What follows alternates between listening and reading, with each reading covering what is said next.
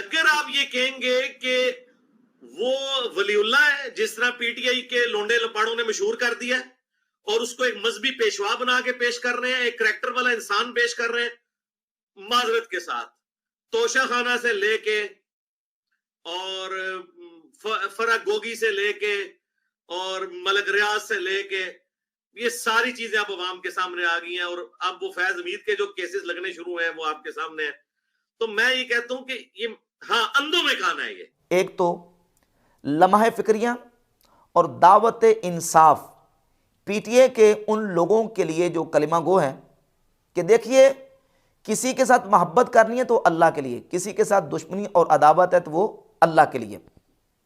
एक तरफ मिर्ज़ा जेलमी इमरान खान के खिलाफ बयान दे, पीटीए के नौजवानों को लौंडे लपाड़े कहे तो फौरन आपकी हमीयत जोश मारती है और आप सोशल मीडिया पे मिर्ज़ा के खिलाफ ट्रेंड चला देते हैं। कितने यूट्यूबर जिनको मैंने सुना उन्होंने कहा हम तो मिर्ज़ा को बड़ा अच्छा समझते थे, ये फ़िरकों के खिलाफ अच्छा काम कर रहा था, बाबों के खिलाफ बोल रहा था तो अच्छा बोल रहा था, हम अप्रिशिएट करते थे और ये सही कर रहा था।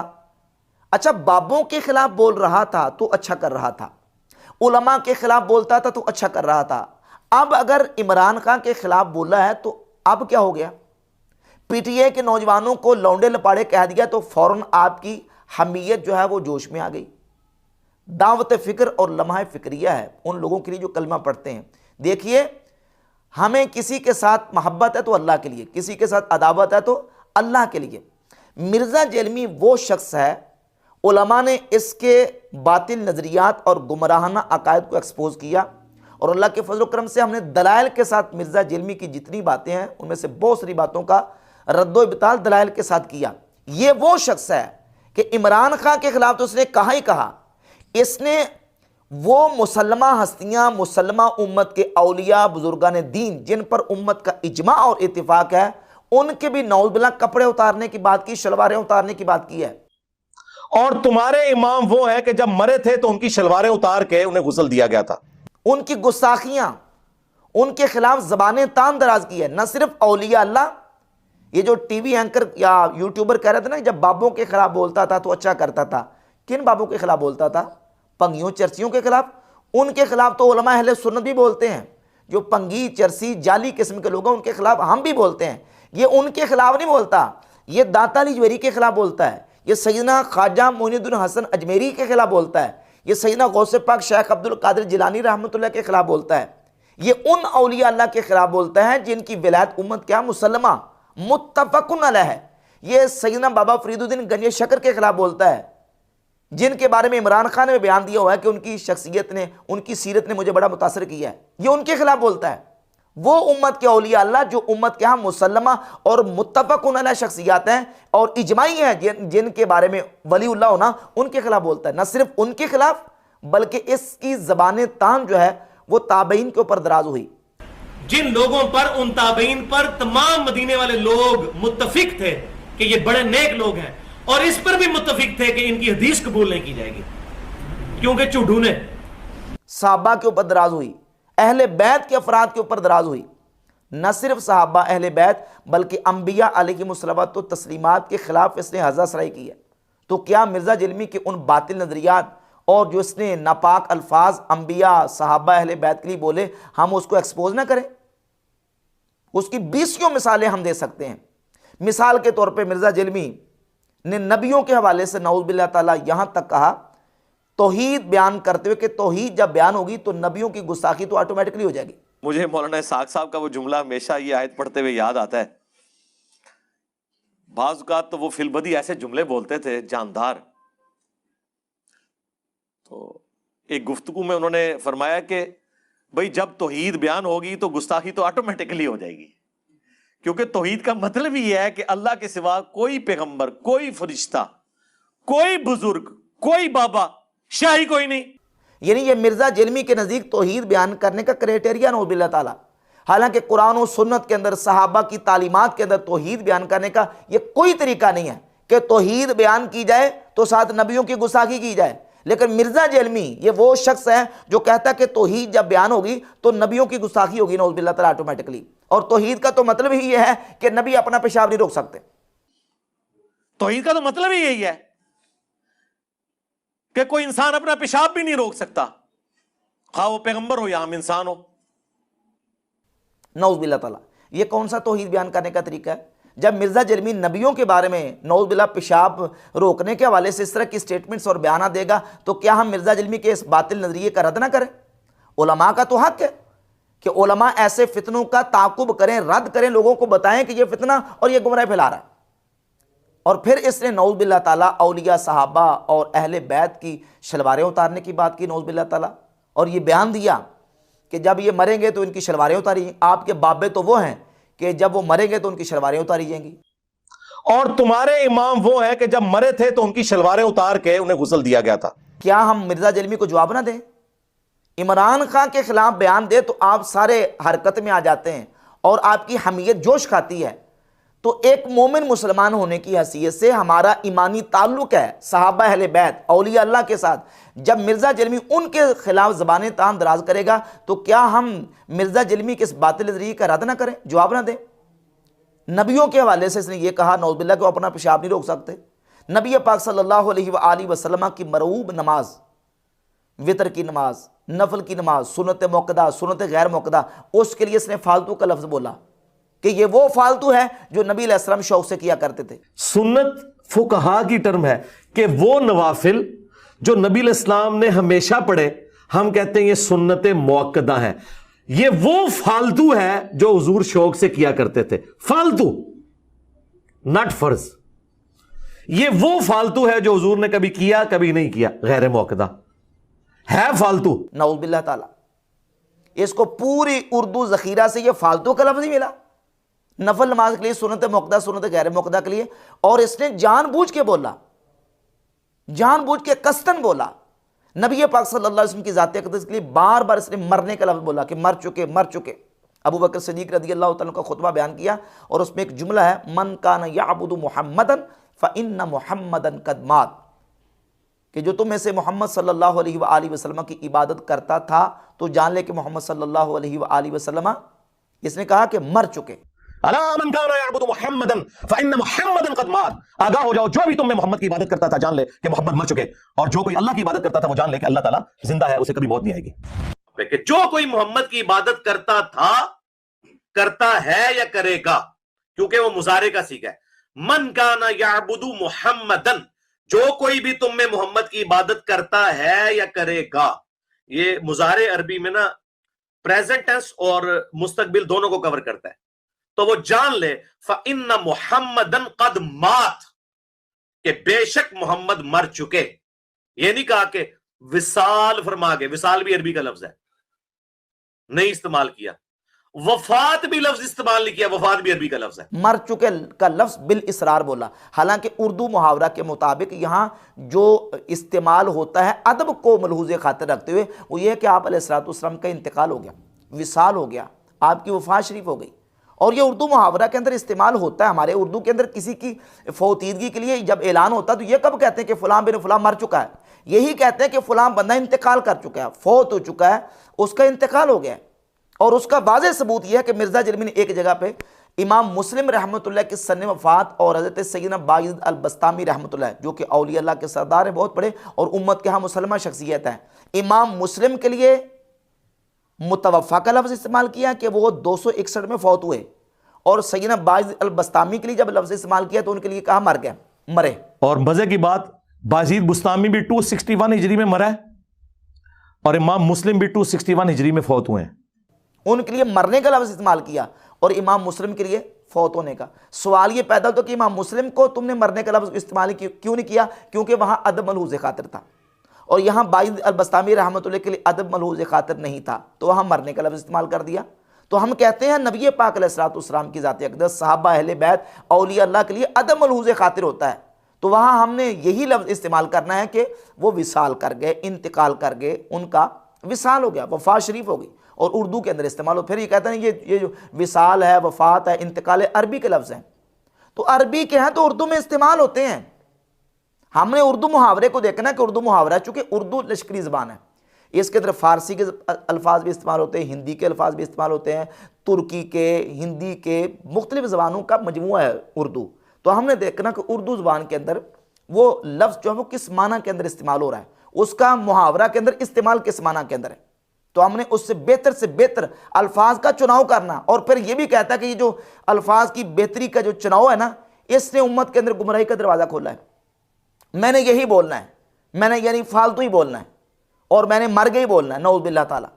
हालांकि ये चीज़ हमें सहाबा इकराम अलैहिम रिदवान से मिलती है कि नबी पाक सल्लल्लाहु अलैहि वसल्लम की ज़ात अक़दस का जब तज़किरा होता है तो सहाबा उसके लिए अच्छे से अच्छे अल्फाज हुजूर की ज़ात अक़दस के लिए इस्तेमाल करते थे।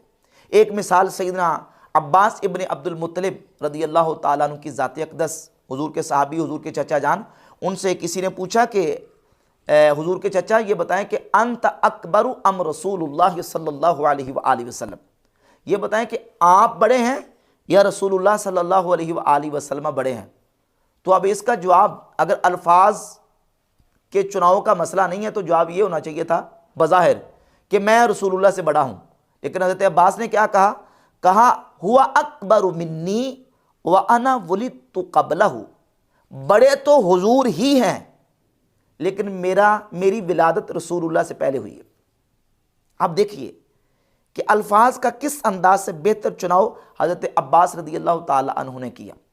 लेकिन मिर्ज़ा जलमी बज़िद है, मुसिर है कि मैंने ऐसे ही बोलना है। नहजुल बलागा से खुतबा पेश किया तो उसमें फ़ना के लफ्ज़ हैं या फ़ानी के लफ्ज़ हैं, हज़रत मौला अली रज़ियल्लाहु ताला अन्हु की तरफ मंसूब खुतबा।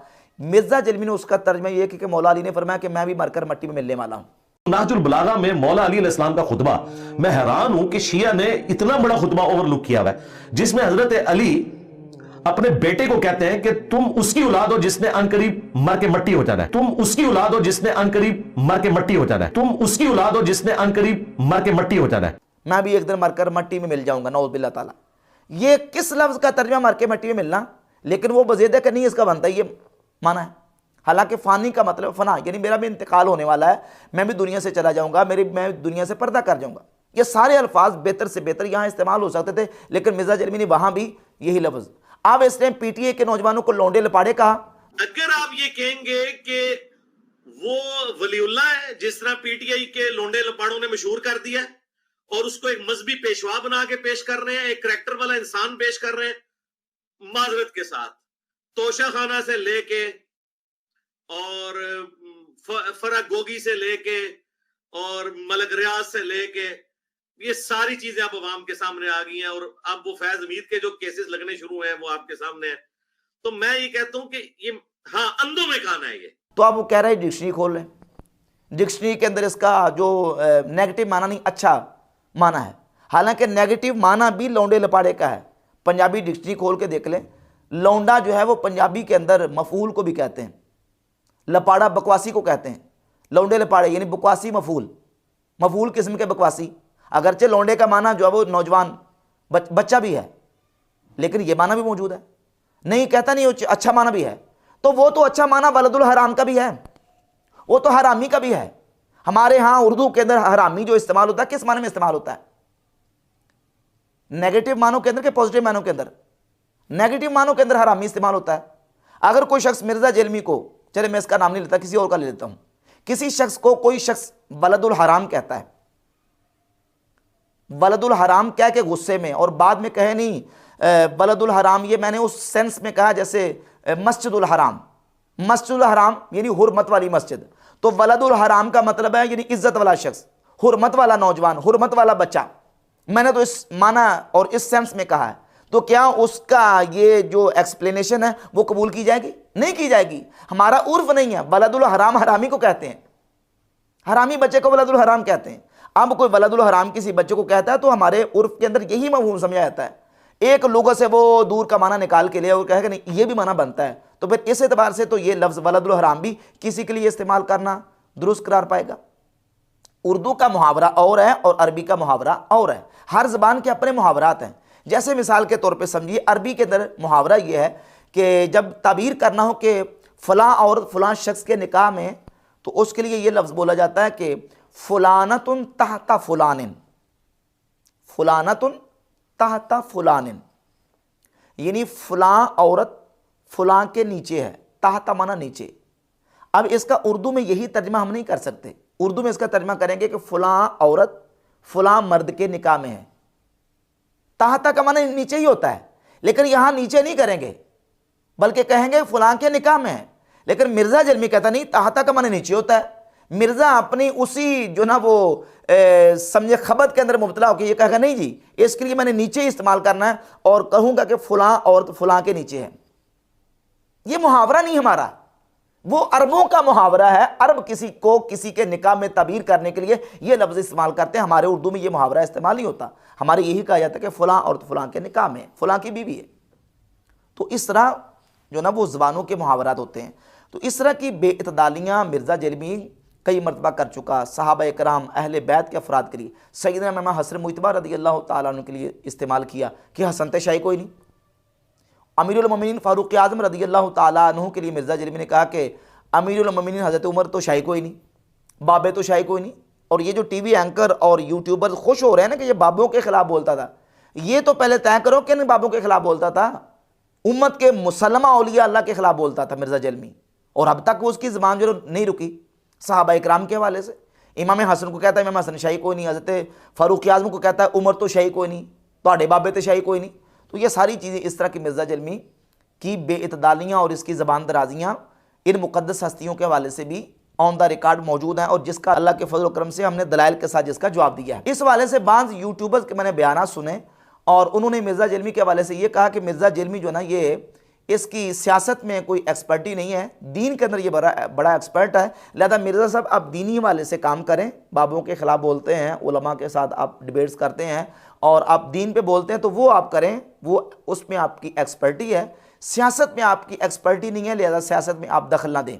जबकि हकीकत यह है कि मिर्ज़ा जलमी दीनी हवाले से भी जो दीन के लिए बुनियादी उलूम की ज़रूरत है, ज़ाहिर है कि हमारा दीन अरबी ज़बान के अंदर है, अरबी ज़बान के हवाले से मिर्ज़ा जलमी बिल्कुल कोरा है। अरबी ग्रामर और लुगत के हवाले से बिल्कुल कोरा। 20 मिसालें दी जा सकती हैं, सिर्फ एक मिसाल जो मैंने अभी आपके सामने सैयदना अबू बकर सिद्दीक रज़ी अल्लाह ताला का खुतबा पढ़ा है सही बुखारी से, क्योंकि वो मुजारे का सीखा है। मन काना याबुदु मुहम्मदन, जो कोई भी तुम में मोहम्मद की इबादत करता है या करेगा। ये मुजारे अरबी में ना प्रेजेंट टेंस और मुस्तकबिल दोनों को कवर करता है। मन काना याबुदु मुहम्मदन फ़इन्ना मुहम्मदन कद मात। काना याबुदु, ये इब्तदाई तालिब इल्म जो अरबी ग्रामर का इब्तदाई तालिब इल्म वो भी जानता है कि काना याबुदु ये फ़ेले माजी इस्तिमरारी है। मिर्ज़ा जलमी ने काना याबुदु जो माजी इस्तिमरारी है इसको फ़ेले मुजारे करार दिया।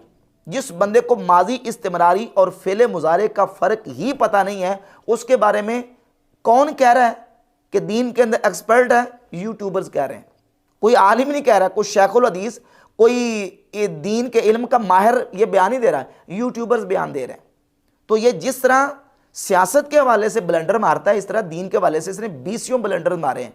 और इस कदर इसकी तजाद बयानियाँ, इस कदर तजाद बयानियाँ हैं कि एक पूरी फहरिस्त है मिर्ज़ा जलमी की तजाद बयानियों की। एक जगह पे कुछ कहता है, दूसरी जगह पे कुछ कह जाता है। मसलन एक जगह पे इसने ये कहा कि मेरे जो फॉलोअर्स हैं, मेरे स्टूडेंट्स हैं, इनकी तादाद जितने फ़िरके हैं ना, इन फ़िरकों के मानने वालों से भी ज़्यादा है। आपको पता है पाकिस्तान में फ़िरकों की और जमातों की तादाद उतनी ज़्यादा नहीं है जितने ज़्यादा मेरे स्टूडेंट्स हैं, और सारे के सारे यंग जनरेशन। अल्लाह के फजल से मेरे स्टूडेंट्स की तादाद इनके सारे बुजुर्गों के मानने वालों से ज़्यादा है। तो क्या मैंने कोई बंदे भर्ती किए हुए? एक जगह पे ये बयान है और दूसरी जगह पे ये बयान दे रहा है कि हम तो आटे में नमक के बराबर भी नहीं है। 22 करोड़ की अवाम में हम आटे में नमक भी नहीं है। 22 करोड़ की अवाम में हम आटे में नमक भी नहीं है मेरे भाई। ये मुल्क हमारा मुल्क नहीं है, ये बरेलवियों का मुल्क है। ये पाकिस्तान बरेलवियों का मुल्क है, हम तो आटे में नमक के बराबर भी नहीं। ये एक मिसाल है। इस तरह की 20 मिसालें इसकी मौजूद हैं कि एक जगह पे कुछ कहता है, दूसरी जगह पे कुछ कहता है। इस कदर मुतजाद इसके जो मौक़िफ़ और बयानात मौजूद हैं। और इस सिलसिले में आखिरी एक बात कि मिर्ज़ा जलमी एक वक्त तक पीटीआई और तहरीक इंसाफ की हिमायत करता रहा, इमरान खान की हिमायत की। वो किस लिए हिमायत की? सिर्फ नौजवानों को अपने साथ अटैच करने के लिए, अपने साथ जोड़ने के लिए इमरान खान की फेवर करता रहा, हिमायत करता रहा। तहरीक इंसाफ की तारीफ़ें मिर्ज़ा जलमी ने की ताकि नौजवानों को साथ मिलाया जाए और फेम हासिल किया जाए। अपनी पब्लिसिटी के लिए, अपनी मशहूरी के लिए। जैसे मिर्ज़ा जिल्मी का एक बयान है, कहता कि मैंने ये जो गेटअप इख्तियार किया ना, इमामा दाढ़ी, ये मैंने इसलिए इख्तियार किया, अगर मैं ये इख्तियार ना करता तो बरेलवियों ने मेरी बात नहीं सुननी थी। छोटे छोटे बाल रखे हैं, ये तो अभी मैंने मतलब वो चूंकि दीन यहां सारा गेटअप में घुसा है, तो तब ये मैंने इस रमजान में ये जुल्फे रख ली हैं। हाँ, और ये समझ लें एक जानवर है जो मैंने पाला हुआ है, इसका एक पूरा एक जाहिर है, ये एक बहुत बड़ी एक मुसीबत है इतना ज्यादा बाल रखना।